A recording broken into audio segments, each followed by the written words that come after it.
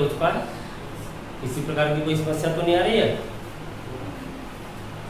अच्छा, तो फंक्शन के बाद हम तीसरी एक्सरसाइज की ओर चलेंगे। तो तीसरी प्रश्नावली आपकी है त्रिकोणमितीय फलन। तो फलन का ये एक प्रकार है। तो फलन तक तो तब पहुंचेंगे, पहले हम एंगल को जानना चाहते हैं, कोण को जानना चाहते हैं। कोण को भी तब जान पाएंगे जब हम किरण को जानेंगे। जानते हो किरण को? किरण को भी तब जान पाएंगे जब हम बिंदु को जानेंगे, और बिंदु को जानेंगे तभी हम ज्यामिति में प्रवेश कर पाएंगे। ज्यामिति अथवा रेखागणित कहें, जियोमेट्री, तो उसमें एंट्री करने के लिए हमें बिंदु की आवश्यकता होती है। क्यों होती है? क्योंकि बिंदु रेखागणित की सबसे छोटी इकाई है, the smallest unit of geometry. तो रेखागणित की सबसे छोटी इकाई है, वो कौन है? बिंदु है, पॉइंट है। एक शब्द है बिंदु, लेकिन इसके अर्थ कई निकलते हैं। संदर्भ बदलता है तो संदर्भ के अनुसार ये अपना मीन्स बदल देता है। जैसे यहां पर मैंने लिखा तो इसे पढ़ा जाएगा 2.3, तो बिंदु का अर्थ डेसिमल हो गया। जब मैंने यहां पर लिखा तो अब पढ़ा जाएगा 2.3। डॉट मीन्स बिंदु और पॉइंट मीन्स भी बिंदु। अंतर क्या है पहले ये जानो। तो यहां पर ये 6 हो गया, मल्टीप्लाई कर लिया इन्होंने। और जब मैंने एक बिंदु लिखा किसी प्लेन में, इन ए प्लेन, तो अब डॉट नहीं कहूंगा मैं उसे, क्या कहूंगा? पॉइंट कहूंगा। पॉइंट, ध्यान से समझे, पॉइंट। और यहां पर मैंने क्या कहा इसे? डॉट। अरे आपकी आईडी होती है तो आप क्या लिखते हो? .com लिखते हो, डॉट। तो वह डॉट बोलते हो, तो वहां क्या तुम गुणा कर रहे होते हो? नहीं कर रहे होते गुणा। जबकि यहां मैं मल्टीप्लाई के लिए डॉट बोल रहा हूं। यहां पर जब पॉइंट, तो पॉइंट भी तो बिंदु है। तो पॉइंट अगर एक लेता हूं एक, तो ये कोऑर्डिनेट इसके इस प्रकार से लिखे जाएंगे। अगर मूल बिंदु लोगे ओरिजिन, तो इसके 0 0 लिखे जाएंगे। तो ये भी तो बिंदु है, और ये भी बिंदु है, और ये भी बिंदु है, लेकिन अंतर तो तीनों में पड़ गया।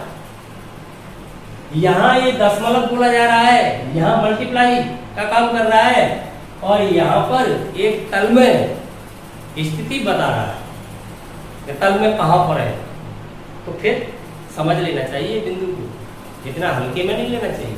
तो समझ लेते जिस प्रकार से गणित की ब्रांच, गणित क्या है? गणित एक सब्जेक्ट है, लेकिन गणित की अलग अलग शाखाएं हैं, अलग अलग ब्रांचेज हैं। ट्रिग्नोमेट्री अलग है, आपका ज्यामिति, इसका जो ज्योमेट्री है वो अलग है, स्टैटिस्टिक्स अलग पार्ट है, अलजेब्रा अलग पार्ट है, अर्थमेटिक अलग पार्ट है, अंकगणित। तो सबसे पहले शुरुआत तो हमारी अंकगणित से ही होती है। गणित के अंदर सबसे पहले जो गणित की ब्रांच जिसका हम अध्ययन करते हैं गणित के अंतर्गत, वो कौन सी होती है? अर्थमेटिक। इसी का तो करते हैं अध्ययन। सबसे पहले यहाँ से एंट्री होती है, तो इसीलिए इसको कहा जाता है the queen of the mathematics. एक गणित की रानी के नाम से जाना जाता है। वैसे गणित के जनक कौन है? फादर ऑफ मैथमेटिक्स कौन है? फादर ऑफ मैथमेटिक्स कौन है? गणित के पिता किन्हें कहा जाता है? किसको कहा जाता है? चलो आप बताओ, किसको कहा जाता है? आर्यभट्ट को हम चलो इंडियन के हिसाब से कह सकते हैं, भारत में कह सकते हैं, लेकिन अगर व्यापक रूप में कहा जाएगा तो किसको कहा जाएगा? आर्किमिडीज को। तो गणित का जनक किसको कहा जाएगा? आर्किमिडीज को। लेकिन ज्यामिति का जनक यूक्लिड को। गणित की भी अलग अलग ब्रांच है, तो सबसे पहले जो ज्यामिति का अध्ययन किया था, रेखागणित का अध्ययन किया, रेखागणित अस्तित्व में आया, उसको वास्तविक रूप जो मूल रूप दिया है वो किसने दिया? यूक्लिड ने। तो ज्यामिति का जनक तो यूक्लिड को माना जाता है और गणित का जनक आर्किमिडीज को। चलो भारत के हिसाब से आप आर्यभट्ट के रहिए, क्योंकि जीरो की संकल्पना जो आर्यभट्ट से ही आई, आर्यभट्ट का भी योगदान भारतीय गणितज्ञों का गणित के क्षेत्र में बहुत बड़ा योगदान रहा है। तो अंक गणित में जब हम प्रवेश करते हैं तो सबसे पहले अध्ययन हम अंकों का करते हैं। क्यों करते हैं? क्योंकि स्मॉलेस्ट यूनिट ऑफ अरिथमेटिक कौन होता है? डिजिट्स। द डिजिट्स ऑफ कौन होते हैं? Smallest unit. जो सबसे छोटी इकाई है अंक गणित की, वो कौन होती है? डिजिट। तो इसी प्रकार से हम एंटी ट्रिग्नोमेट्री में करेंगे, तो ट्रिग्नोमेट्री में भी हमें सबसे स्मॉलेस्ट यूनिट पे जाना पड़ेगा। तो वो कौन है? एंगल। इसीलिए हम सबसे पहले एंगल पढ़ेंगे, क्योंकि एंगल आएंगे तभी तो ट्राइएंगल बनेगा, त्रिभुज बनेगा। और यहाँ पर जो आपका ड्रैगन और मेट्रॉन जो दो शब्दों से मिलकर आपकी त्रिकोणमिति बन जाती है, उनका अर्थ भी यही होता है कि किसी त्रिभुज की भुजाओं एवं कोणों को मापना, अर्थात त्रिभुज का मापन। त्रिकोणमिति गणित की वो ब्रांच है, वो शाखा है जिसके अंतर्गत हम क्या करते हैं? त्रिभुज की माप करते हैं। तो त्रिभुज की भुजा, त्रिभुज में क्या है? भुजाएं और कोण है, तो उनका माप देखते हैं और वो ब्रांच ही कहलाती है त्रिकोणमिति। तो त्रिकोणमिति में एंट्री लेने से पहले हमें एंगल को समझना होगा। तो एंगल को समझने के लिए हमें जाना पड़ेगा ज्यामिति में। तो ज्यामिति में एंट्री तभी हो पाएगी जब हम बिंदु को जानेंगे। तो बिंदु क्या है? Got an idea? पहले क्या आता है? सबसे पहले कॉन्सेप्ट, अवधारणा, एक कॉन्सेप्ट, एक विचार। तब विचार के बाद ये जो थ्योरी ओपन होगी। थ्योरी क्या है? थ्योरी कहते इतने बड़े हो गए, सुनते सुनते भी हो गए, थ्योरी हो रही है। थ्योरी है क्या? कुछ हुआ तो इंग्लिश मीडियम वाले कह देंगे कि थ्योरी है, हिंदी मीडियम वाले कह देंगे सिद्धांत है। लेकिन उसका मतलब क्या है? मतलब क्या है उस चीज का? वास्तविक विचाराधीन राशि, अर्थात वास्तविक विचार, जो जिस राशि पर हम चर्चा कर रहे हैं उस पर वास्तविक रूप से विचार करना, यही तो थ्योरी है। अगर हम थ्योरी में हल्के हैं तो हमने उसको वास्तविक रूप में जाना ही नहीं है, हम केवल गणित को पढ़ रहे हैं। और विद्वानों का मत है गणित को कभी नहीं पढ़ा जाए। हाँ, तो विद्वानों का क्या मत है? कि गणित को कभी भी पढ़ना नहीं चाहिए। तो फिर क्या करें? सिर्फ समझना चाहिए। गणित केवल समझने का विषय है, पढ़ने का है ही नहीं। तो सबसे पहली गलती तो हम यही करते हैं कि हम गणित को पढ़ने की कोशिश करते हैं। कभी मत पढ़िए, केवल समझिए। और आपने समझ लिया तो बस पूरा हो गया गणित। आप बहुत इजी लगेगा, बहुत बहुत बहुत। आप जितनी बार बहुत जोड़ लो उतना इजी लगेगा।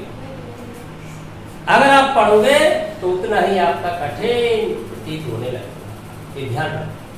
तो समझ लेते हैं बिंदु को। तो बिंदु की कॉन्सेप्ट में जाना पड़ेगा। जब हम किसी विषय पर विचार कर रहे होते हैं, किसी संदर्भ के अंतर्गत होते हैं, किसी परिचर्चा में होते हैं, तो सबसे पहले उस पर विचार करते हैं, उसकी कॉन्सेप्ट में। तो कॉन्सेप्ट बिंदु की क्या है उसको जानते हैं। आप अपनी पेंसिल को लीजिए, पेंसिल को इतना महीन छीलिए शार्पनर से जितना कि संभव है। उसकी नोक जितनी पतली हो सकती है उतना छीलिए। तत्पश्चात आप किसी पृष्ठ पर अपने कॉपी के पेज पर उसे स्पर्श कराइए, और स्पर्श कराने से जो आकृति बनती है वही बिंदु की कॉन्सेप्ट है, वही बिंदु की अवधारणा है। तो आप कहोगे कि वो तो हमें दिखाई ही नहीं दे रहा है, राइट? बिंदु को आप नहीं देख सकते। फिर कहोगे तो आप बिंदु कैसे सिखाओगे? तो मैं बिंदु का वास्तविक रूप नहीं लूंगा। इसीलिए तो मैंने अभी बोला था थ्योरी का मतलब क्या होता है। थ्योरी का मतलब वास्तविक विचार उस राशि पे करना। तो वास्तविक विचार किया मैंने बिंदु पे, तो मुझे पता लगा कि बिंदु को देखा ही नहीं जा सकता। तो फिर अध्ययन हम वास्तविक रूप में नहीं कर रहे होते हैं। वहां पर जो बिंदु ले रहे होते हैं वो वास्तविक बिंदु का वास्तविक रूप नहीं होता है। वास्तविक रूप तो वो है जो मैंने अभी आपको समझाया है। तो स्पर्श कराने से जो आकृति वहां पर बनती है, जो शेप बनता है, वो बिंदु है। आप कहोगे उसका शेप न कोई लंबाई है न कोई चौड़ाई है, जब दिखाई नहीं दे रहा है तो बिल्कुल यथार्थ यही है स्थिति। बिंदु की न कोई लंबाई होती है न कोई चौड़ाई होती है, न कोई क्षेत्रफल होगा फिर लंबाई चौड़ाई होगी, नहीं होगी तो भले ही वो किसी तल में है, कोई एरिया भी नहीं होगा।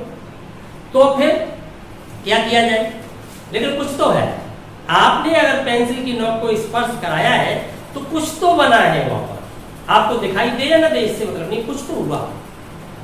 ऐसे चलो समझाता हूं मैं आपको। ओस की एक बूंद आपके ऊपर गिर गई तो आपके कपड़े गीले हो गए? नहीं ना, आपको महसूस भी नहीं हुआ और आपने उसे निगलेक्ट कर दिया कि उससे क्या फर्क पड़ता है, क्योंकि एक बूंद गिरी ना। तो आप खुले में सो गए। अरे खुले में सो जाते हैं, क्या फर्क पड़ता है उससे? खुले में सो जाते हैं तो बताओ आपके कपड़े गीले होंगे या नहीं होंगे? अवश्य होंगे। तो किसके कारण हुए? ओस के कारण। और ओस की बूंद से तो कोई फर्क नहीं पड़ा। तो इसी प्रकार से बिंदु कुछ न कुछ तो है, तो ओस की बूंद में कुछ न कुछ जल की मात्रा तो थी, कुछ न कुछ तो था, उसका अस्तित्व निगलेक्ट आपने कर दिया, पर वास्तव में उसका अस्तित्व था जब उसके वास्तविक रूप को देखें तो कब हुआ ऐसा?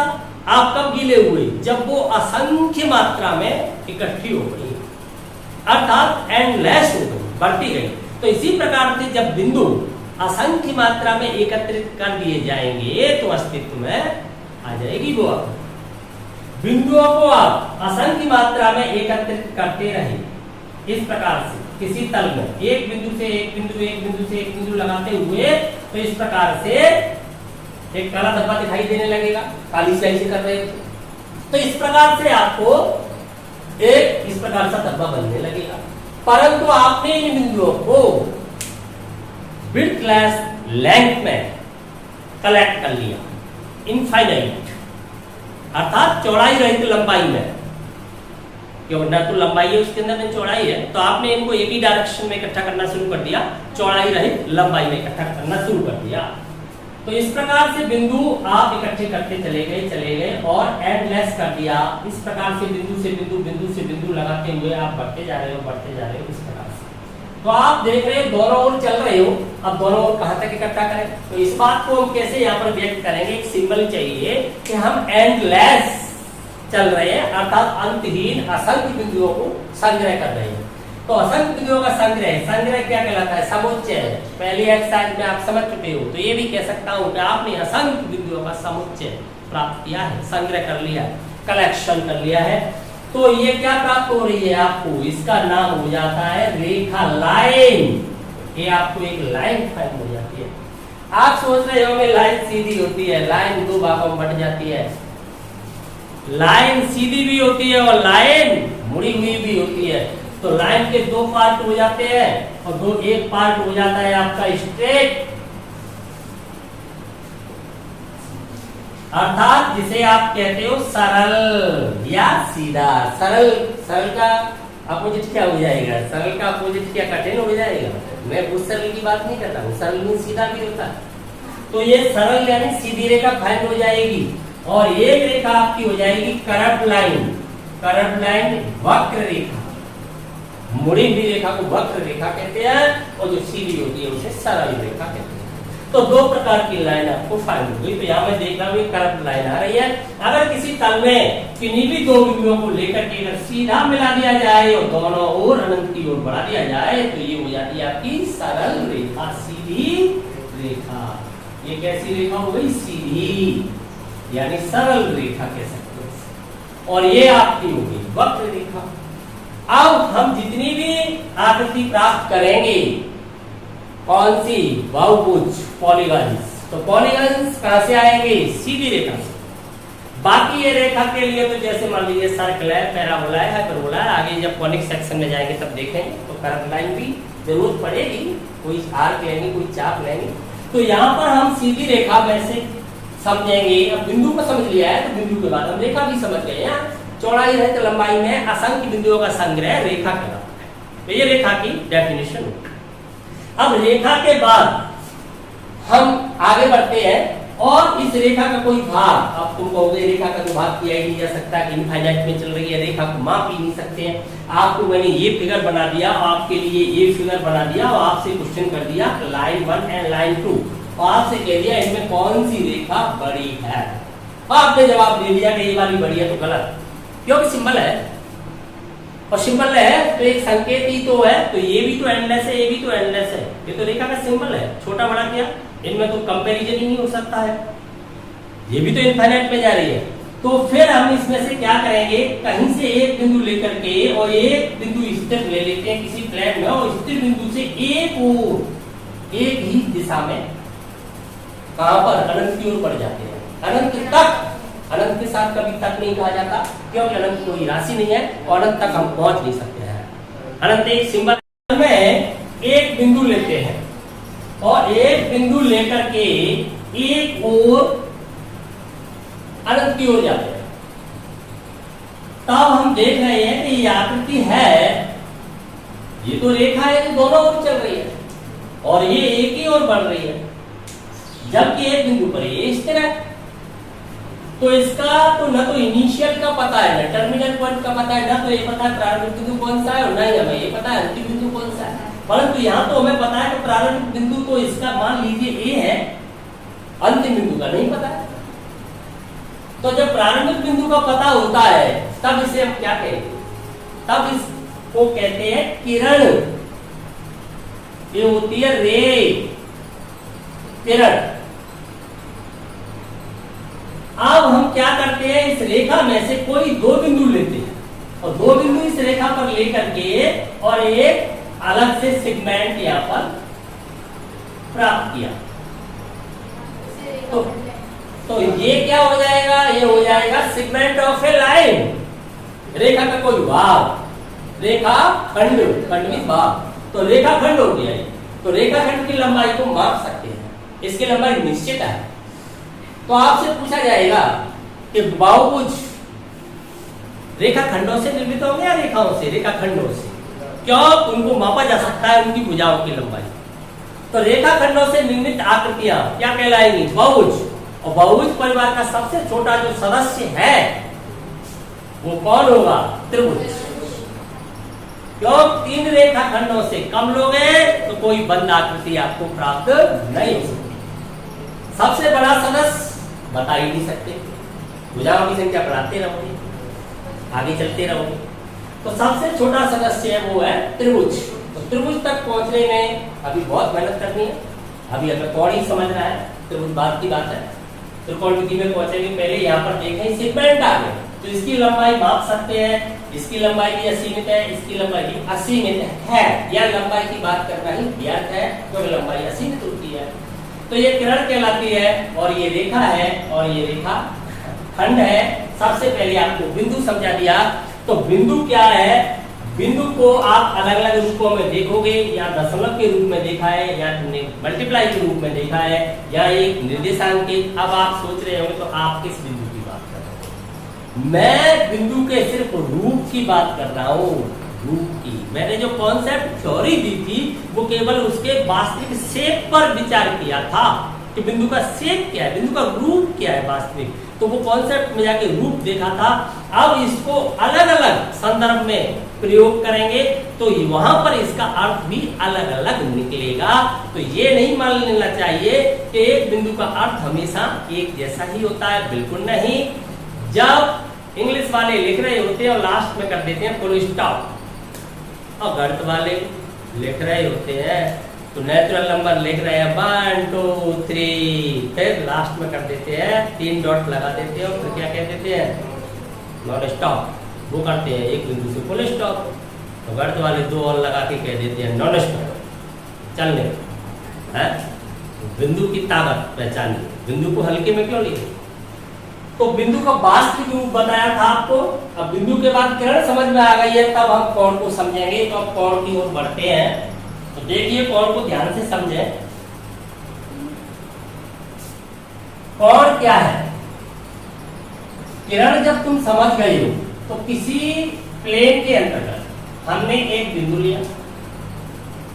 बिंदु मुझे तो ऐसा ही लेना पड़ेगा, नहीं आपको दिखाई नहीं देगा। मैं वास्तविक रूप नहीं ले सकता, आपको पहले ही बता चुका हूं। मैंने एक बिंदु लिया, फिर भी तुम कह रहे हो अभी दिखाई नहीं दे रहा, तो मैं तो और बड़ा ले लूंगा। आप कहोगे तो बिंदा है, बिल्कुल नहीं है बिंदा, बिंदु ही है। अब यहां से एक किरण निकलती है, असीमित लंबाई में चलेगी। किरण पर तो असंख्य बिंदु है, कोई एक बिंदु ले लेता हूं, मान लो मैंने ए ले लिया, और जो आपका बिंदु है उसको मैं ओ मान लेता हूं, कुछ भी मान सकता हूं। एक बिंदु से कितनी किरणें निकल सकती है? असंख्य, किसी तल में असंख्य दिशाओं में जा सकती है। आप सोच रहे होंगे कि एक बिंदु पर स्थिर करके इसका नाम किरण ही क्यों रख दिया? तो आपको सूर्य का प्रकाश किसके माध्यम से प्राप्त होता है? किरणों के माध्यम से। क्यों कहते हैं किरण? क्योंकि सूर्य वहां पर स्थिर मानते हैं, तो एक ही रूप से चलता है प्रकाश, इसलिए किरण। तो किरणों के रूप में, रेखाओं के रूप में थोड़ा ही होता है, किरणों के रूप में प्राप्त होता है, क्योंकि आप सूर्य एक स्थिर बिंदु देखते हैं। तो इसी प्रकार से आप इसको सूर्य की तरह मानोगे, इससे कितनी किरणें निकल सकती है? असंख्य। तो अब क्या करते हैं हम, ये किरण रोटेट होगी अर्थात घूर्णन करेगी, हम इसे घुमाएंगे, गति करेगी। तो गति कितने प्रकार की है? आपने विभिन्न गतियां पढ़ी हैं, संरेखीय, रेक्टिलिनियर मोशन। जब कोई कण किसी संरेखा के साथ साथ चलता है, संरेखा में गति करता है, रेक्टिलिनियर मोशन होता है। जिस प्रकार से संख्या रेखाएं होती है, तो एक और प्लस माइनस जो आप चलते रहते हो, तो कौन सा मोशन है उस वक्त? रेक्टिलिनियर हो रहा है, तो संरेखी गति हो रही है। यहाँ पर कौन सी गति होगी? घूर्णन गति होगी, रोटेशनल मोशन होगा। तो आपने देखा संरेखी गति में भी प्लस की दिशा, माइनस की दिशा, तो इसमें भी ऐसा ही होगा। इसमें भी आप शून्य से चलोगे, प्लस की ओर चलोगे, माइनस की ओर चलोगे। तो यहाँ पर आपने ओ पर तो कर दिया स्थिर, ओ के परितः, ओ के अकॉर्डिंग, ओ के सापेक्ष ये किरण रोटेट होगी, घूमेगी। घूमेगी तो कितनी डायरेक्शन में घूम सकती है? प्लेन के अंतर्गत है, तो प्लेन के अंतर्गत या तो ये घूम सकती है ऐसे, या घूम सकती रोटेट होगी ऐसे। अगर ये अपनी प्रारंभिक स्थिति ये है और रोटेट हो जाती है इस प्रकार से, तो आपने घड़ी को देखी है, घड़ी इस प्रकार से घूमती है, घड़ी की दिशा घूमने की ये होती है, और घड़ी के विपरीत दिशा ये हो जाती है। तो यहाँ दिशा जो घूर्णन गति की ली गई है, बिल्कुल घड़ी के अनुसार ही ली गई है, और घड़ी के आधार पर ही ली गई है। तो घड़ी के आधार पर ही इसे घड़ी की उल्टी दिशा और ये घड़ी की ही दिशा है, तो इस दिशा को कहते हैं क्लॉकवाइज, और इसको कहते हैं एंटी क्लॉकवाइज। तो क्लॉकवाइज जो दिशा होती है उसको कहते हैं दक्षिणावर्त, तो ये दक्षिणावर्त दिशा होती है, दक्षिणावर्त, और इसे कहते हैं वामावर्त। तो इस प्रकार से रोटेट होती हुई जिस डायरेक्शन में आ जाती है, मान लेते हैं इस पर कोई बिंदु बी है, और यहां से रोटेट होते हुए अगर ये इस डायरेक्शन में आ जाती तो मान लेते हैं इस पर कोई बिंदु सी है। अब आप देख रहे हो घुमाव समान है, दोनों इधर भी उतना ही रोटेट हुई है, इधर भी उतना ही, लेकिन डायरेक्शन का अंतर है।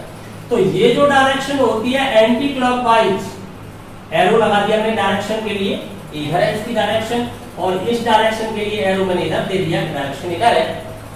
तो ये इस डायरेक्शन में रोटेट हुए, ये होती है पॉजिटिव डायरेक्शन, और ये डायरेक्शन मानते हैं हम नेगेटिव डायरेक्शन। तो घूर्णन गति में भी दो दिशा हो गई, एक ऋणात्मक एक धनात्मक। तो ऋणात्मक हमने कौन सी मानी हुई है?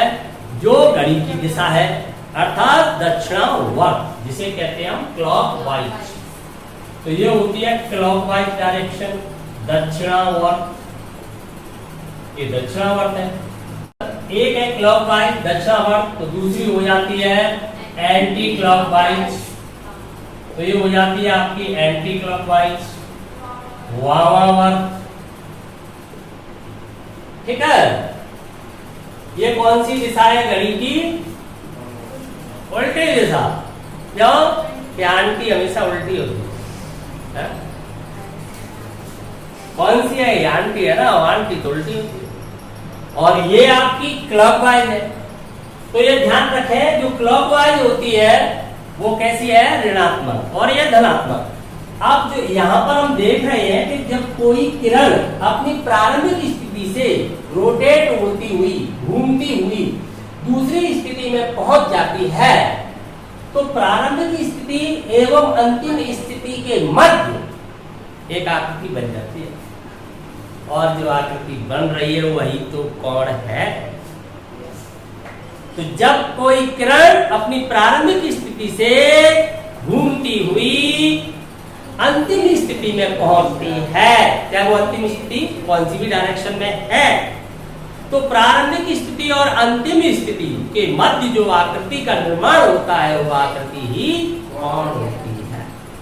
तो आपने समझ लिया कि कोण क्या है। तो यहाँ पर ये कोण धनात्मक बना और ये कोण ऋणात्मक। जब किरण का घूर्णन घड़ी की ही दिशा में होता है तब कोण ऋणात्मक बनता है, और जब घूर्णन घड़ी के विपरीत दिशा में होता है तब कोण धनात्मक होता है।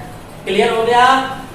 और ये जो प्रारंभिक स्थिति है किरण की और अंतिम स्थिति है, ये दोनों ही उस कोण की क्या कहलाती है? भुजाएं, साइड्स होती है। तो कोण के अंदर दो, इसको अगर आप, मैं इसको रोक देता हूं इस वक्त, इसी को देखें, तो यहाँ पर एक कोण के अंतर्गत दो भुजाएं होती है। एक भुजा OA है कोण की, तो दूसरी भुजा OB है। ये प्रारंभिक भुजा कहलाएगी और ये अंतिम भुजा, क्योंकि कोण का निर्माण प्रारंभिक भुजा से अंतिम भुजा की ओर घूमने से हुआ है। जो घूर्णन की दिशा है वो प्रारंभिक भुजा से अंतिम भुजा की ओर है।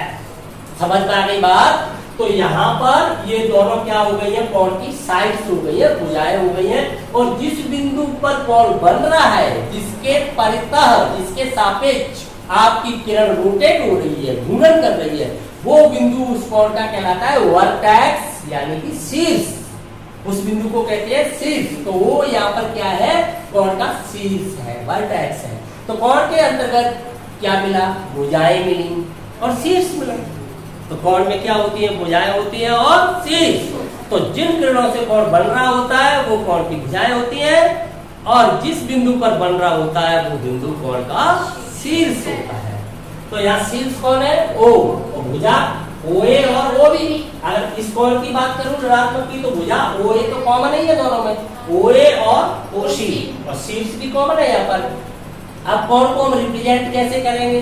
तो देखिए यहाँ पर मैं ऊपर वाले धनात्मक कोण को रिप्रेजेंट कर रहा हूँ। तो कोण के लिए A सिंबल लिखते हैं, और यहाँ पर कोण को लिखूंगा AOB अथवा लिखूंगा BOA। मैंने कोण को लिख दिया AOB, और आपको पता है बिंदु को कैपिटल लेटर से ही रिप्रेजेंट करते हैं। यहाँ पर मैंने कोई बिंदु लिए इसलिए कैपिटल लेटर से ही लूंगा। किसी भी प्लेन में बिंदु अगर लूंगा तो यहाँ मेरा इस बिंदु से मतलब है प्लेन में बिंदु स्थिति को बताएगा, इस प्रकार का, जिसमें कार्तीय यानी कार्टेशियन ने दिया था तो उनके सम्मान में कार्तीय बिंदु कह सकता हूँ। तो यह कार्तीय बिंदु को कैपिटल लेटर से माना मैंने, तो AOB लिखा या BOA लिखा। ऐसा मैंने क्यों लिखा? क्योंकि जो शीर्ष होता है, अगर हम तीन बिंदुओं के रूप में कोण को लिख रहा हूं, मैं तीन बिंदु लिए हैं मैंने, तो तीन बिंदुओं के रूप में लिखूंगा तो एक बिंदु एक भुजा पर होना चाहिए और दूसरा बिंदु एक भुजा पर होना चाहिए, और शीर्ष मध्य में लिखा जाएगा। शीर्ष हमेशा मध्य में लिखा जाएगा। और अगर मान लीजिए इस वक्त इसको मैं अकेला एंगल O नहीं लिख सकता, क्योंकि ऊपर दो एंगल है, तो मुझे ये नहीं पता चलेगा मैं AOB की बात कर रहा हूँ कि AOC की बात कर रहा हूँ। लेकिन अगर इस प्रकार से अकेला एंगल बन रहा है कहीं पर, दो किरणें जा रही है, ऊपर अकेला एंगल बन रहा है, तो मैं इसको एंगल O भी लिख सकता हूँ, अर्थात एक ही लेटर से लिख सकता हूँ, कन्फर्म हो जाएगा। परंतु यहाँ पर एक से अधिक कोण बनते हो एक ही शीर्ष पर, तब हमें तीन से लिखने की आवश्यकता होती है। हर वक्त तीन बिंदुओं की आवश्यकता नहीं होती। जहां पर एक ही कोण बन रहा है शीर्ष पर, तब उस शीर्ष से ही एक ही बिंदु के रूप में हम कोण को दर्शा सकते हैं। परंतु अगर एक से अधिक कोण बनते हैं तो हमें तीन बिंदुओं में ऐसे लिखना पड़ता है, जहां ध्यान रखा जाए कि शीर्ष को हमेशा मध्य में लिखा जाता है। इससे कन्फर्म हो जाता है कि उस कोण की एक भुजा AO है तो एक भुजा BO है या OB है, एक ही बात है, और शीर्ष उसका O है। बताने की जरूरत नहीं रहेगी, अपने आप समझ में आ जाएगा। जब तीन बिंदुओं के रूप में कोण आपका लिखा है और आपसे पूछा जाता है उस कोण का शीर्ष बताइए, तो बीच वाला क्या होता है? इसका शीर्ष होता है। अगर आपने इसे OAB लिख दिया तो कोण गलत बनेगा ही नहीं। जिस बिंदु से आप चल रहे हो तो AOB तभी तो बनेगा। आपने उसको OA और B बताया, कैसे जाओगे? बनेगा ही नहीं। शीर्ष का होना चाहिए, मिड में होना चाहिए। कन्फर्म हो गई कोण की बात? कोण पूरी तरह से समझ में आ गया। एक बिंदु के रूप में कब लिखते हैं, तीन बिंदु के रूप में कब लिखते हैं। कोण में दो ही बातें मिली है हमें, भुजा और शीर्ष। जिस बिंदु पर बन रहा होता है वो उसका शीर्ष, और जिन भुजाओं के बीच, जिन किरणों के बीच बन रहा होता है जिन किरणों से, वो उसकी भुजाएं होती हैं। और कोण का घुमाव या तो क्लॉकवाइज हो सकता है या एंटी क्लॉकवाइज हो सकता है, कैसे भी हो सकता है। अगर वो क्लॉकवाइज है ऋणात्मक, एंटी क्लॉकवाइज है तो धनात्मक मान है। अब हम इससे आगे कोण को मापना चाहते हैं, तो कोण के मापने के लिए हमें मेजरमेंट मात्रक चाहिए, तो एक यूनिट चाहिए। तो मात्रक क्या होंगे कोण के जाने के पहले मेजरमेंट क्या है।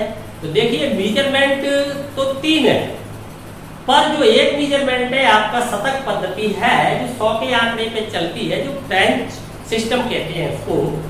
और एक आपका ब्रिटिश सिस्टम है जो कि आपकी घड़ी आधारित है, जो साष्टिक 60 के आधार पर चलती है। और एक है आपका रेडियन सिस्टम। तो यहाँ पर रेडियन और साष्टिक दो ही पद्धतियों की मैं चर्चा करूंगा, शतक की नहीं करूंगा, शतक का प्रयोग नहीं किया जाता है। जो फ्रेंच ने दी थी उसमें क्या होता था, ग्रेड सिस्टम था, ग्रेड में कन्वर्ट कर देते थे 100 ग्रेड, 100 शतक के आधार पर, फिर 100 पर जाके सेकंड बनाते थे, फिर 1 मिनट में 100 सेकंड, इस प्रकार से बनाते थे। तो जबकि घड़ी आधारित 60 का आंकड़ा होता है, तो मैं केवल दो ही पद्धति की चर्चा करूंगा यहाँ पर। एक रहेगी साष्टिक डिग्री सिस्टम जिसे कहते हैं, डिग्री वाला, और एक रहेगा आपका रेडियन। इतना क्लियर हो गया। तो मेजरमेंट पे बात करें तो बात करते हैं मेजरमेंट। तो कोण की माप,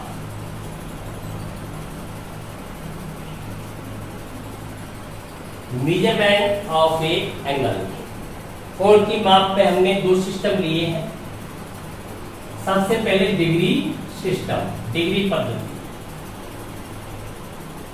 तो डिग्री सिस्टम। दूसरा हम लेंगे यहाँ पर रेडियन सिस्टम,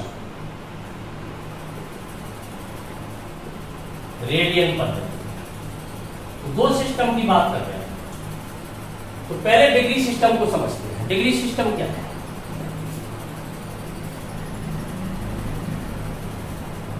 कोई किरण, मान लीजिए इस डायरेक्शन में, कोई डायरेक्शन एक्स अक्ष मान लीजिए, अब ये रोटेट होती हुई एंटी क्लॉकवाइज इस प्रकार से रोटेट होती हुई और पुनः वापस इसी स्थिति में आ जाती है।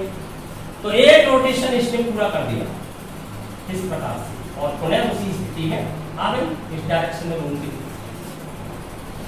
एक रोटेशन के अंतर्गत इसने कितना कोण बनाया, हम ये देखना चाहते हैं कि इसने कितना कोण बनाया। इस कोण को मापना चाहते हैं कि एक रोटेशन में इसने कितना कोण बना दिया है। तो ध्यान से देखें कि कितना कोण बनाया है।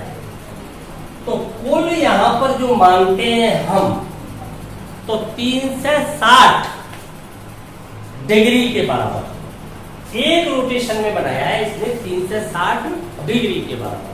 कितना घूम जाती है? 360 बार। अब आप कहोगे आपने 360 कैसे इसको देख लिया कि 360 भाग हो गए। तो चलते हैं, इससे पहले हम कोण प्राप्त कैसे होता है, कोण है क्या। हमने कोण का केवल प्रारूप देखा है कि कोण इस प्रकार से बन जाता है, पर कोण के मेजरमेंट में जाने के लिए कोण की माप देखनी पड़ेगी कि कोण को मापते कैसे है। तो कोण का मापन देखने के लिए आपने एक फॉर्मूला देखा है कोण का, कि कोण बराबर चाप बटे त्रिज्या। तो आपने इसे समझा नहीं, केवल रट रखा कि कोण इक्वल चाप बटे त्रिज्या। तो समझ लेते हैं अब इसको। इस प्रकार से किरण जब घूमती है, तो जब एक्स अक्ष के अकॉर्डिंग से वाई अक्ष के अकॉर्डिंग आती है, तब ये इस प्रकार से आती हुई ये कितने भागों में बढ़ जाता है? पूरा तल 4 भागों में, और प्रत्येक भाग को एक चतुर्थांश कहते हैं, क्वाड्रेंट हो जाता है। तो इस प्रकार से 4 भागों में बढ़ जाती है, और एक भाग को हम कहते हैं समकोण। ये समकोण के बराबर होता है, तो 4 समकोण हो जाते हैं। अब कोण को हम समझना चाहते हैं, तो किरण यहाँ से रोटेट होती हुई मान लीजिए यहाँ पर आ जाती है। अब इसकी जो रेडियस है, इस बार हमने इतनी लंबाई ली, रेडियस r सर्कल की, और r लंबाई का ही हम क्या ले लेते हैं? चाप। तो इतनी लंबाई का ही इसमें कोई चाप ले लेते हैं, और किरण उतनी लंबाई का चाप इसमें बना देती है एंगल। तो इस चाप की लंबाई भी क्या है, r, रेडियस के बराबर है। तो ये तो बराबर ही होगी, ये भी r होगी, रेडियस ही है। अब ये क्या बन गया है, यहाँ पर एक कोण, मान लीजिए थीटा। अब हम थीटा को मापना चाहते हैं, तो थीटा क्या होना चाहिए, ध्यान से समझना। इस सूत्र के अनुसार आप देखोगे तो आपका चाप क्या है, r, थीटा देखना चाहते हैं, तो चाप की लंबाई r और त्रिज्या भी r। तो कितना बन गया जी, 1 इकाई का प्राप्त हुआ, 1 इकाई का प्राप्त हुआ। तो 1 इकाई का प्राप्त हुआ है आपको, तो 1 इकाई, अब आप कहोगे कि जब ये पूरा रोटेशन कर लेगा तो कितने इकाई हो जाएगा, तब ये कितने इकाई हो जाएगा।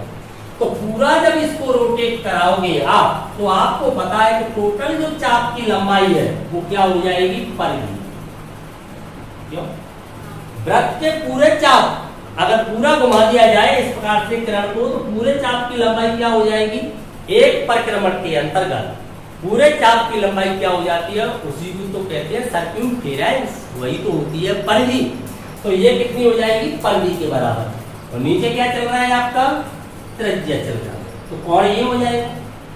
अब आप एक रोटेशन की स्थिति ये बन गई, यहाँ से परिधि आपकी क्या है, 2 पाई r, त्रिज्या से डिवाइड कर रहे हो कितना आ जाएगा, 2 पाई आ जाएगा।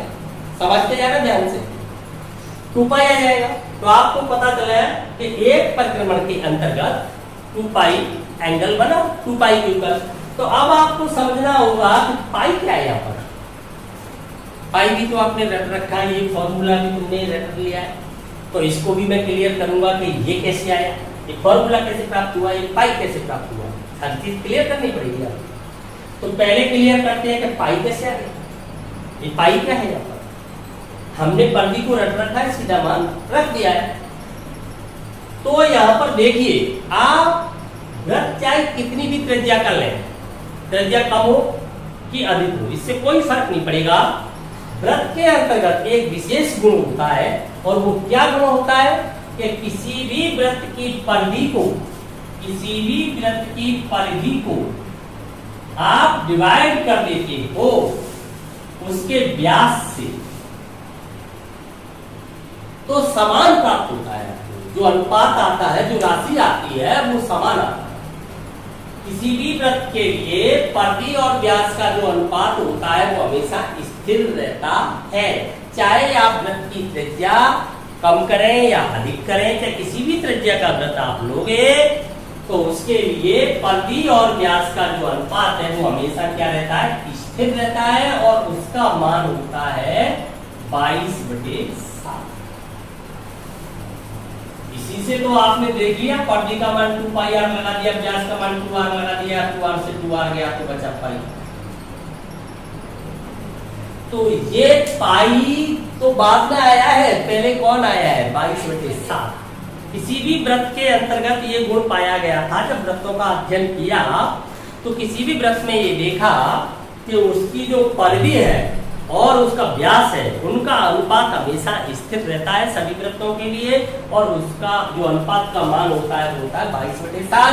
तो 22/7 एक अपरिमेय संख्या है। ये कैसी है, एक अपरिमेय संख्या, इरेशनल नंबर है। और इस राशि को एक ग्रीक लेटर, ग्रीक वर्ण वाला का एक अक्षर है, यूनानी वर्ण वाला का पाई, उस पाई से रिप्रेजेंट कर दिया गया है। तो इस स्थिर अनुपात को क्या मान लिया गया है, पाई। पाई तो एक अक्षर है, अक्षरों की कोई वैल्यू नहीं हुआ करती, अक्षर तो अक्षर होती है। फिर तो इंग्लिश के 26 अक्षर हैं, उनकी भी वैल्यू होनी चाहिए। ए की वैल्यू क्या है, बी की वैल्यू क्या है, सी की वैल्यू क्या है। ऐसे यहाँ पर थीटा, बीटा, हाई, lambda, nu, mu, rho, x, psi, तमाम आएंगे, लेटर आते हैं, तो इनकी भी फिर वैल्यू हुआ करेगी। तो आप फिर थीटा की वैल्यू याद कर रहे हैं, क्यों? थीटा की वैल्यू तो कभी 30 डिग्री लगाते, कोई 60 डिग्री। थीटा की वैल्यू तो आपकी बदलती रहती है, आपने याद क्यों नहीं कर लिया? क्यों? वो भी तो ग्रीक लेटर है, फिर क्यों नहीं याद कर लिया? तो पाई भी तो एक ग्रीक लेटर है, इसकी वैल्यू क्यों याद कर रहे? पाई की वैल्यू तो याद कर रहे हैं आप। ये जो होता है, जो अनुपात, वो स्थिर है, वो 22/7 होता है प्रत्येक वृत्त के लिए, उसे पाई से रिप्रेजेंट कर दिया गया। अब समझ में आई बात? पाई का मान 22/7 है, 22/7 को पाई माना गया है। 22/7 को पाई मान लिया। समझ में आ गई अब बात पूरी? कहां से आ गया है, कहां से आ टपका ये कहीं से नहीं आया। यहाँ पर अगर उस समय घटक के पाई ने मान के सिंबल कुछ और मान गए होते, अल्फा मान गए होते, कुछ और मान गए होते तो वो होता। क्लियर? कन्फर्म हो गई बात? तो पाई क्या है? पाई तो एक अक्षर है, एक लेटर है ग्रीक वर्ड वाला। अब बात ये चल रही थी हमारी कि एक रोटेशन में आपको ये पता चल गया कि 2 पाई एंगल बना। अब पाई की वैल्यू क्या है? एक संख्या है। कैसी संख्या है? रियल, वास्तविक। क्यों? वास्तविक में तो परिमेय भी होती है और अपरिमेय भी होती है। अपरिमेय तो क्या हुआ? रियल तो है। रियल के 2 पार्ट है, रेशनल और इरेशनल। तो रियल तो है, और कोई रियल नंबर है और रियल नंबर का क्या हो रहा है? ट्वाइस हो रहा है, दोगुना हो रहा है, तब भी तो कोई रियल नंबर है, तब भी तो कोई रियल नंबर है। तो हमें पता चला कि 2 पाई क्या है? एक रियल नंबर है। 2 पाई रियल नंबर है, तो अगर पाई से हम एंगल पाई के पदों में लिखेंगे एज ए रियल नंबर। और पाई कौन से सिस्टम में जाने वाला है? रेडियन में। तो हम समझ चुके हैं कि radian system as a real number. तो बिल्कुल जो रियल नंबर है वही रेडियन है, और रेडियन है वही रियल नंबर है। तो इसलिए हम वहां पर रेडियन का चिन्ह लगाएं या चिन्ह नहीं लगाएं, उसका साइन हो या उसका साइन नहीं हो, कोई फर्क नहीं पड़ेगा। पर डिग्री में फर्क पड़ेगा। डिग्री तभी माना जाएगा जब डिग्री वहां पर है, सिंबल होना चाहिए डिग्री का। तो अब इसे समझते हैं चैप्टर को।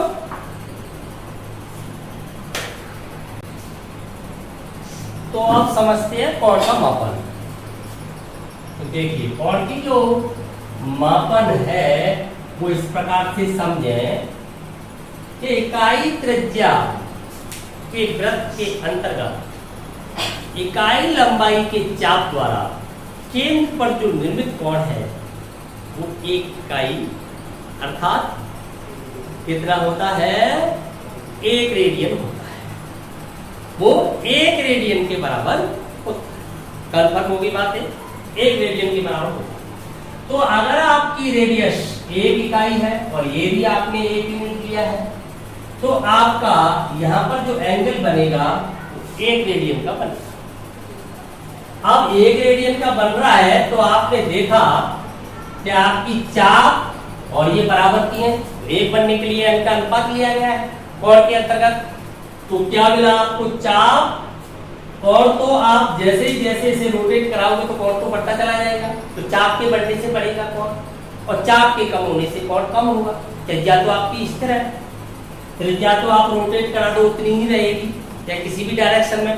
तो चाप के बढ़ने से कोण बढ़ रहा है और चाप के घटने से कोण घट रहा है। तो कोण चाप के क्या हो गया है? समानुपाती हो गया, प्रोपोर्शनल टू हो गया। क्या हो गया है? उसके समानुपाती हो गया है। और समानुपाती हो गया है तो जैसे जैसे आप चाप बढ़ाओगे वैसे वैसे कोण बढ़ता जाएगा। चाप आप कम कर रहे हो तो आपका कम होता जाएगा। और एक स्थिति ये आएगी कि आप चाप को यहाँ पर ले आओगे तो कोई चाप की वैल्यू 0 हो जाएगी, तो आपका कोण कितना हो जाएगा? तो नहीं बनेगा वहां पर। समझ में आ गई बात पूरी तरह से? तो ये किसके प्रोपोर्शनल टू हो गया है? आपके प्रोपोर्शनल टू हो गया है चाप के, आर्क के। तो इसीलिए तो एक कोण का फॉर्मूला हो जाता है कि चाप बटे त्रिज्या स्थिर रहती है। तो किसी भिन्न का मान अंश के बढ़ने से बढ़ता रहता है और अंश के घटने से घटता रहता है। वैसे भी आप एक ही नियम लगा के सीधा देख सकते हैं कि 1 के लिए इतना है तो L हो जाएगी तो कितना? तो L का मल्टीप्लाई हो जाएगा। आप देख सकते हो ना कि जब चाप की लंबाई R होती है तब आपका एंगल आपको क्या फाइंड होता है? तब R बटे R होता है। और जब 1 होती है मतलब आपका एंगल है, जब R ले लिया आपने तो 1 फाइंड होता है। आपको सीधा लगाते R बटे R क्या लगाए? 1 मान लो 1 हो गया, 1 हो गया। और जब आपकी 1 होगी तब क्या हो जाएगा? 1 बटे R हो जाएगा। और जब आप इसको L लेंगे तब क्या हो जाएगा? 1 बटे R L हो जाएगा। तो आपको फॉर्मूला L बटे R फाइंड हो जाएगा। एक ही नियम से भी हो जाएगा। आपको पता चला है कि R में 1 बना है, R अपॉन R बराबर लिया है तो 1 बटे R हो जाएगा। 1 बटे R इंटू L बटे R हो जाएगा। तो आपका एंगल है थीटा वो फाइंड हो जाता है L अपॉन R। कन्फर्म हो गया? क्यों होता है? क्योंकि वहां पर चाप के कोण समानुपाती हो जाए। तो समानुपात वाली संख्या का अंश नहीं आएगा, इसके समानुपाती हो जाता है। ये तो स्थिर है, त्रिज्या क्या रहती है? स्थिर। और प्रोपोर्शनल टू हो गया है, किसके त्रिज्या क्या है, कांस्टेंट, स्थिर कांस्टेंट। आपको पता है कि जब प्रोपोर्शनल टू हो जाती है आपकी कोई भी राशि हो, थीटा प्रोपोर्शनल टू एल, यही तो हो गया। तो जब मैं यहाँ पर प्रोपोर्शनल टू को हटाऊंगा तो समानुपाती स्थिरांक आएगा, तो वहां पर स्थिरांक कौन है, आर ई को 1/r, वही तो स्थिर रह रहा है, तो डायरेक्ट क्या हो जाएगा ये एल अपॉन आर। यहाँ पर समानुपाती स्थिरांक कौन है, 1 कौन, हाँ स्थिर रहेगा। कंफर्म होगी बात पूरी तरह से। तो ये आपका फाइंड हो जाता है कोण का फॉर्मूला। अब बात ये आती है कि डिग्री सिस्टम में कोण को कैसे मापेंगे और रेडियन में कितना होगा एक परिक्रमण के अंतर्गत, एक रोटेशन के अंतर्गत। तो आपने अभी उसमें तो देख ही लिया है रेडियन सिस्टम में कि 2 पाई रेडियन मिला है आपको। क्यों, किसी भी वृत्त के लिए आपने देखा है कि इस कोण को देखना चाह रहे हो तो आपकी जो एल है, जो चाप है, वो कितनी हो जाती है एक रोटेशन में, पर्दी के बराबर हो जाती है।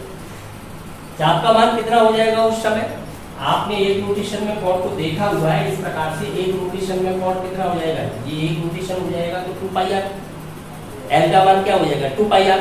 तो एक परिक्रमण में बना हुआ कोण आपका कितना है, एक परिक्रमण में बना हुआ कोण कितना है, में कोण आपका पर्दी के बराबर चाप हो गया, तो आपका चाप हो गया पर्दी, एल का मान क्या हो गया पर्दी, और नीचे तो चल रहा है आपका एक परिक्रमण त्रिज्या ही चल रही है, तो नीचे तो आपका कोण का सूत्र में त्रिज्या ही चल रही है, तो पर्दी का मान आपने देखा है 2 पाई आर अपॉन त्रिज्या आपकी आर, तो कितना आ गया 2 पाई। और ये कौन सा सिस्टम होता है, रेडियन। आप लोगे रेडियन कैसे पता चला, आपको देख लेता हूँ। जैसे आप यहीं पर एक स्पर्शरेखा इस प्रकार से खींच लीजिए, इस बिंदु पर स्पर्शरेखा खींच लीजिए, और स्पर्शरेखा खींचने के बाद आपको पता है कि संख्या रेखा पर चलते हैं तो इस प्रकार से लाइन चल रही होती है आपकी -1 -2 -3, और इधर आपकी प्लस की 1 और प्लस की 2 ऐसे चलेंगी। तो आप यहाँ पर माइनस वाली नीचे की ओर लोगे, बाई एच पे चल रहे हैं, और प्लस वाली आप ऊपर चले जाएंगे, तो 1 2 3 ऐसे रियल नंबर चल रहे हो। अब रियल नंबर, अब यहाँ पर मैं रियल नंबर तो व्यक्त नहीं कर सकता, इंटीजर ही व्यक्त करूंगा। तो यहाँ पर -1 -2 और -3 ऐसे चल रही होगी संख्या। अब आप जरा ध्यान दीजिए, आप इसे इस प्रकार से घुमाइए, स्पर्शरेखा को ऐसे इस पर घुमाइए, ऐसे पकड़ के, और इसको अलग अलग बिंदुओं पर ऐसे घूमता रहेगा। या आप इसको ऐसे मान लीजिए एक पहिया है, तो इस पहिए को आपका, ये आपकी रोड है, और इस पर इस पहिए को घुमाइए। या आप ये मान लीजिए इस प्रकार से, आप इसे इस प्रकार से आगे खींच लीजिए, कोई भी स्थिति आप मान लो, एक स्थिति मानिए, आप इसको अलग अलग बिंदुओं पर घुमाइए या इसको पकड़ के इस पर घुमाइए, तो आपको क्या प्राप्त होगा। आपने जैसे इसको घुमा दिया यहाँ पर, तो जितना ये घूम जाएगी बिल्कुल चाप उतना ही तो वही तो पहुंच जाएगा। आपने इसको ये घुमाते घुमाते ले गए और आपने यहाँ तक ले गए, तो आपका चाप यही तो पहुंच जाएगा, तो उतना ही तो पहुंच जाएगा, 3 पे पहुंच जाएगा। तो जो आपका कोण है वो चल रहा है रेडियन सिस्टम में, रेडियन सिस्टम में चल रहा है, तो बिल्कुल उन संख्या के बराबर, वास्तविक संख्या के बराबर ही तो चलता रहेगा। इसीलिए तो वास्तविक संख्या के रूप में प्राप्त हो जाता है, यही तो रीजन है। ये तो ये आपको अलग अलग घुमाते हुए ले जाओगे तो प्लस में जाओ तो उतना ही हो जाएगा, माइनस में उतना ही हो जाएगा, तो एज ए रियल नंबर हो जाता है। वास्तविक संख्या है जो रेडियन है वो क्या हो जाता है, वास्तविक संख्या की तरह होती है। तो वहां पर रेडियन का चिन्ह लगाए या न लगाए, तो रेडियन का चिन्ह जो होता है वो ये होता है। तो अगर ये चिन्ह नहीं भी लगाए वहां पर, तब भी हम रेडियन ही मानेंगे।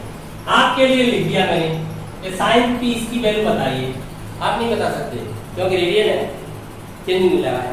लेकिन आपसे पूछा जाए साइन 30 डिग्री की वैल्यू बताइए, तो बता दोगे, तब बता दोगे, रेडियन की नहीं बता सकते, क्योंकि आपको पता है कि 2 पाई रेडियन है, ये पूरा जो रोटेशन होता है। अब इसको क्या है, 3 से 60 भाग किए, टोटल कितने हिस्से कर दिए, 3 से 60। यहाँ पर ये 4 भाग कर देता है, चतुर्थांश इस प्रकार से बना देता है। तो जो इकाई त्रिज्या का वृत्त आपने अभी देखा था, उसके अंतर्गत इकाई 1 रेडियन था, 1 रेडियन। तो 1 रेडियन कोण पूरे भाग के, पूरे जो एक परिक्रमण था उसका 3 से 60वां भाग के बराबर था।